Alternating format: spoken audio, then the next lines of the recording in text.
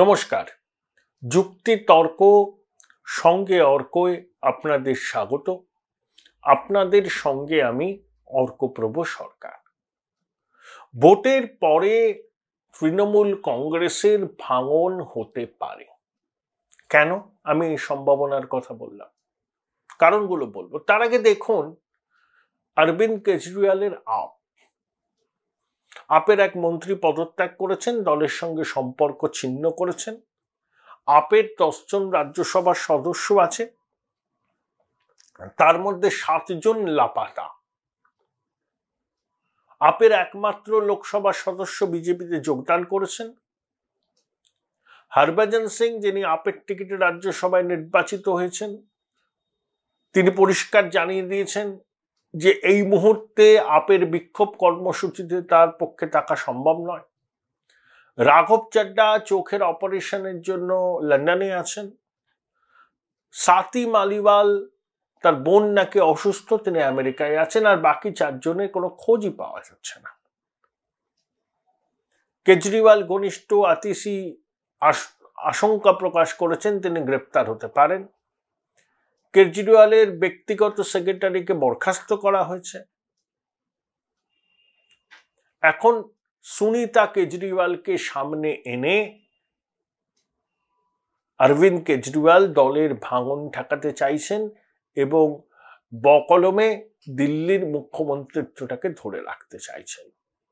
কিন্তু রাজনৈতিক মহল মনে করছেন যে আপের ভাঙন আর সময়ের অপেক্ষা মাত্র। দেখুন তৃণমূল কংগ্রেস 2021-এর বিধানসভা নির্বাচনের আগে তৃণমূল বড়সড় ভাঙনের মুখোমুখি হয়েছিল। শুভেন্দু অধিকারী ছেড়ে দিয়েছিলেন, রাজীব বন্দ্যোপাধ্যায় ছেড়ে দিয়েছিলেন, আরো অনেকে ছেড়েছিলেন। তার মধ্যে অনেকে ফিরে গেছেন, অনেকে যাননি। শুভেন্দু বিরোধী দল নেতা হয়েছেন। 1956 ভোটে নন্দীগ্রামে মমতাকে হারিয়েছিলেন। বিধানসভা নির্বাচনের পর বিজেপির একটু খারাপ অবস্থায় চলছিল। একের পর এক নির্বাচনে হার। যারা তৃণমূল থেকে বিজেপিতে এসেছিলেন তারা ফিরে গিয়েছিলেন অনেকে তৃণমূলে। আসানসোলের বাই ইলেকশনে শত্রুঘ্ন সিনহার কাছে বিপুল ভোটে হারলেন বিজেপির প্রার্থী অগ্নিমিত্রা পাল। 22 সালের মাঝামাঝি থেকে খেলা করতে শুরু করলো। নিয়োগ দুর্নীতিতে পার্থ জেলে গেলেন, তারপরে মানিক গেলেন, কিছুদিন বাদে কেষ্ট গেলেন, দপ্তরে শিক্ষা দপ্তর অনেক কর্তা গেলেন, বিধায়ক একজন জেলে গেলেন, অনেকে তলব পেলেন। ছোটবাবু অনেকবার তলব পেয়ে রক্ষা কবচ নিয়ে ঘুরে বেড়াচ্ছেন এখন। এবং অনেকে বলছেন একটা প্রতিষ্ঠিত হয়ে গেছে যে এই সমস্ত যে অপরাধ, এই সমস্ত যে আর্থিক দুর্নীতি হয়েছে, তৃণমূলের শীর্ষ নেতৃত্ব তার দায় এড়াতে পারে না। এটা কেউ বিশ্বাস করবে না যে পার্থ, মানিক আর কয়েকটা আমলা মিলে শিক্ষা দুর্নীতি চালিয়েছে। কোনো প্রভাবশালীদের হাত মাথার উপর না থাকলে এই কাণ্ড করা সম্ভব নয়। পার্থ মানিকরা যে এই চাকরিগুলোকে বিক্রি করছে মাছের বাজারে মাছ বিক্রির মতো, এটা যদি রাজ্যের গোয়েন্দা দপ্তর না জানে সেটা তাদের ব্যর্থতা। আর জেনেও তারা যদি কোনো পদক্ষেপ না করেন সেটা কিন্তু একটা অপরাধ। মানে দুর্নীতিকে দেখেও আমি চোখ বুজে রইলাম। অন্যায় যে করে, অন্যায় যে সহে, তবু ঘৃণা যেন তারে তৃণসমত হয়। এখন লোকসভা নির্বাচনের প্রাককালে বিভিন্ন ওপিনিয়ন পোল কি বলছে? যে বিজেপি 19 থেকে 29টা সিট পেতে পারে, তৃণমূল 17 থেকে 23টা পেতে পারে। অর্থাৎ বিজেপির অবিচুয়ারি লেখা সম্ভাবনা না। বিজেপি বাড়ছে। যে প্রশান্ত কিশোর 2021 সালের আগে বলেছিলেন যাই বলুন না কেন বিজেপি 3 অঙ্কে ছুঁতে পারবে না, মিলেছে। সেই প্রশান্ত কিশোর কার্যত বিজেপি বাংলায় 1 নম্বর দল হবে বলে দিচ্ছেন। তিনি কেন বলছেন? এটাকে বিজেপি কর্মীদেরকে কমপ্লাসেন্ট করার জন্য, নাকি মোদিজির পক্ষে বা বিজেপির পক্ষ থেকে তিনি ন্যারেটিভ তৈরির চেষ্টা করছেন, সেটা আমি বলতে পারবো না। প্রশান্ত কিশোর অত্যন্ত ধরিবাজ প্রকৃতির লোক, কিন্তু তিনি সত্যি কথাটা বলেছেন। এই সত্যি কথা প্রশান্ত কিশোর একা বলছেন তো তা নয়। যারা আমরা খোঁজ খবর রাখি তারাও জানি যে তৃণমূল বিরোধী একটা মানসিকতা পশ্চিমবঙ্গের মানুষের একটা বড় অংশের মধ্যে তৈরি হয়েছে। তৃণমূলকে কারা সমর্থন করছে? একটা বেনিফিশিয়ারি ক্লাস, যারা তৃণমূল আমলে কিছু করে কম খেয়েছে আর মুসলমান সমাজের একটা অংশ। Join Indian Institute of Hotel Management now. Right choice, right decision. সেই অংশটা এখন মুসলমান সমাজের কতটা অংশের প্রতিনিধিত্ব করে এই মুহূর্তে বলা সম্ভব নয়, কিন্তু 21-এর ভোটের আগে যেভাবে আমরা দেখেছিলাম যে মুসলমান সমাজের সিংহভাগ মমতা বন্দ্যোপাধ্যায়ের পাশে দাঁড়িয়েছেন, সেই ছবিটা কিন্তু এখন আর নেই।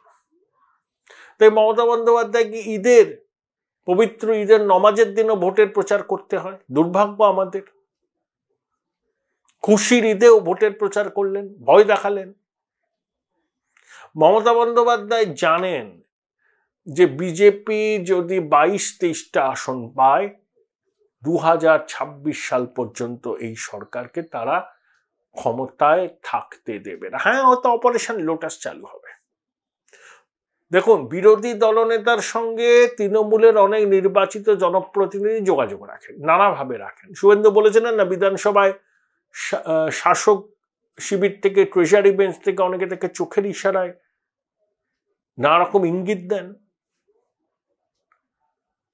পশ্চিমবঙ্গে বাম কংগ্রেসের যে ভবিষ্যৎ নেই আপাতত, এটা সবাই বোঝেন। আর শাসক দলে যারা আছেন তারা তো কোনো নীতি আদর্শে শাসক দলে নেই।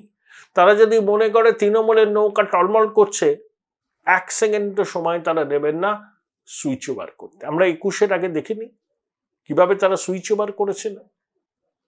এবার যদি 23-24টা আসন বিজেপি পায়, দেখবেন নির্বাচনের ফল ঘোষণার 2-3 মাসের মধ্যেই শাসক শিবিরে বড় সড়ো ধাক্কা লাগবে, আঘাত লাগবে, ডিফেকশন হবে, এবং আমলারাও অনেকে কথা শুনবে না। 2009-এর লোকসভা নির্বাচনের ফল প্রকাশের পর বাংলার মানুষ ধরেই নিয়েছিলেন যে সিপিএম এর ডেজার্ট গেটিং নাম্বারড, কাজে তো লেমডাক সরকার হয়ে গেছিল বুদ্ধবাবু। প্রশাসনের অনেকে তার কথা শুনতেন না। সেই ইতিহাসের পুনরাবৃত্তি হওয়ার সম্ভাবনা এবারের লোকসভা নির্বাচনের ফলাফল বেরোনোর পর যদি বিজেপি 22-23টা আসন পায়। ডিফেকশন। এবং বিজেপি তো অপারেশন লোটাস করতে পিছপা হয় না, কারণ তারা মনে করে রাজনীতি হচ্ছে সাম দাম দণ্ডভেদ।